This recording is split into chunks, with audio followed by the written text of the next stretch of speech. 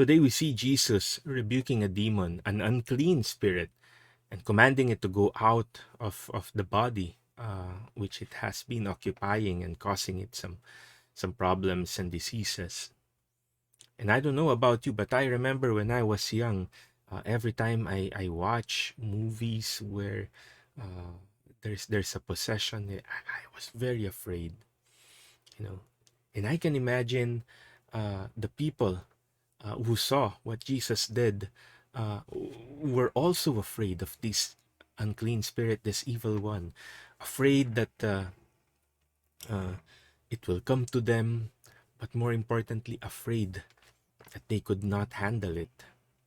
And so when Jesus rebuked it and commanded it to go out, and it followed, they were all so amazed.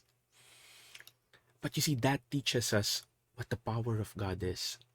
You know, I've seen so many uh, interviews with exorcists, and all of them say, when asked, are they afraid that they cannot defeat? And almost all of them would say, we're afraid because it's us, but we are able to do it.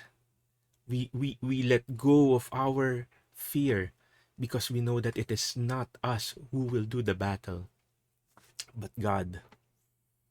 You see, sometimes we encounter evil spirits, not necessarily as grandiose or as bizarre as seeing someone possessed by a demon, but we see evil everywhere around us.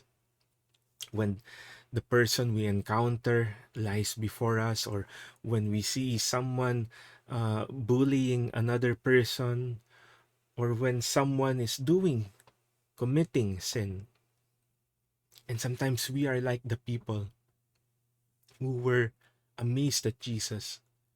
We are like them in a way that we are afraid to speak out. We are afraid to do the right thing because we feel that it is us who will fight.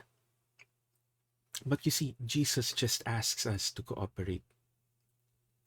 Imagine yourself being one of his disciples, and Jesus told when Jesus told them, go and clean.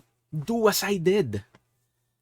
You know, Jesus's followers were not, learned people.